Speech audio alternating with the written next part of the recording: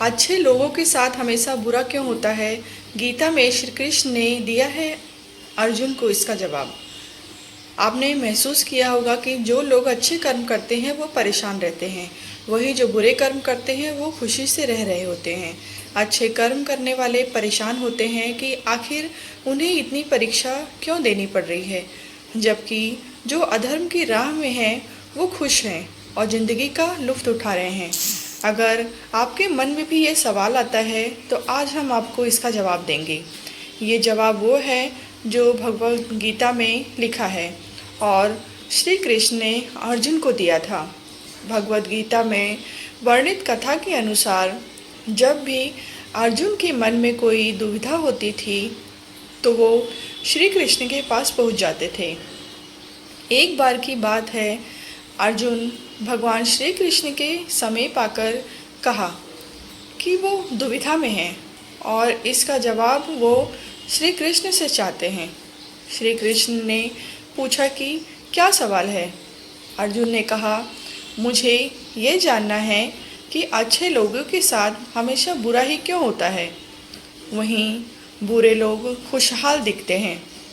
अर्जुन के मुंह से ऐसी बातें सुनकर श्री कृष्ण मुस्कुराए और कहा, मनुष्य जैसा सोचता है और महसूस करता है वैसा कुछ नहीं होता, बल्कि अज्ञानता की वजह से वो सच्चाई नहीं समझ पाता है।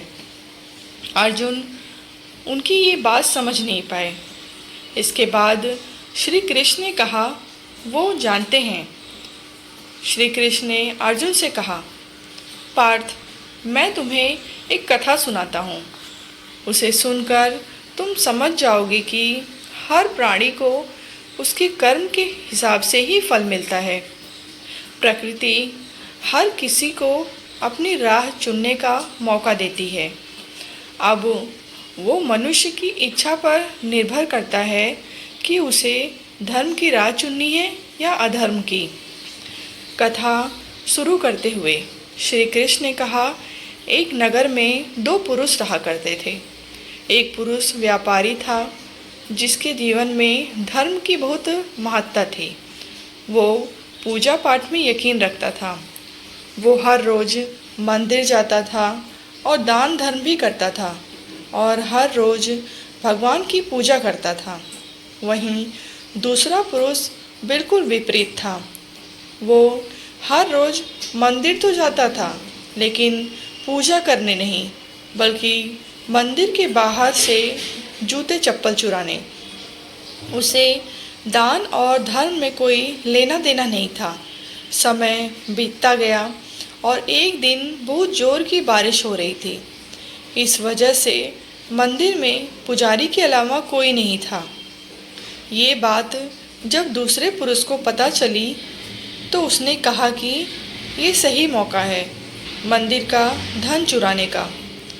पंडित से नज़र बचाकर उसने मंदिर का सारा धन चुरा लिया। उसी समय धर्म कर्म में विश्वास रखने वाला व्यक्ति भी मंदिर पहुंचा। दुर्भाग्य से मंदिर के पुजारी ने उसे ही चोर समझ लिया और चिल्लाने लगे। वहाँ लोग एकत्र हो गए और उसे बहुत मारा।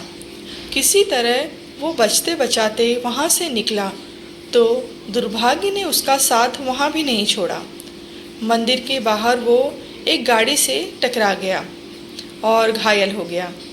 फिर वो व्यापारी लड़खड़ाते हुए घर जाने लगा तो रास्ते में उसकी मुलाकात उस पुरुष से हुई जिसने मंदिर से धन चुराया था। उसने कहा, आज तो मेरी किस्मत चमक गई, एक साथ इतना सारा धन मिल गया। ये सब देखकर उसे बहुत बुरा लगा और उसने अपने घर से भगवान की सारी तस्वीरें निकाल दी। कुछ सालों बाद दोनों की पुरुषों की मृत्यु हो गई। मरने के बाद जब दोनों यमराज की सभा में पहुँचे और भले पुरुष ने दूसरे व्यक्ति को देखा तो उसे बहुत गुस्सा आया। उसने क्रोधित होकर यमराज से पूछ ही लिया, मैं तो हमेशा अच्छे कर्म करता था, दान में विश्वास रखता था, उसके बदले जीवन भर मुझे अपमान और दर्द ही मिला, और इस व्यक्ति को नोटों से भरी पोटली। आखिर ऐसा भेदभाव क्यों? इस पर यमराज ने कहा, पुत्र, तुम गलत समझ रहे हो।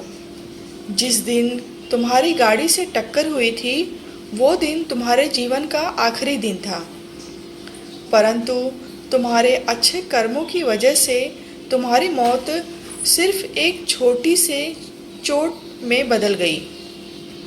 तुम इस दुष्ट व्यक्ति के बारे में जानना चाहते हो? दरअसल इसके भाग में राजयोग था, मगर इसके कुकर्मों और अधर्म की वजह से वो सिर्फ एक छोटी सी धन की पोटली में बदल गया। कथा सुनाने के बाद श्री कृष्ण अर्जुन से कहते हैं, पार्थ, क्या अब तुम्हारे सवाल का जवाब मिल गया? ऐसा सोचना कि भगवान तुम्हारे कर्मों को नज़रअंदाज कर रहे हैं, ये बिल्कुल भी सत्य नहीं है।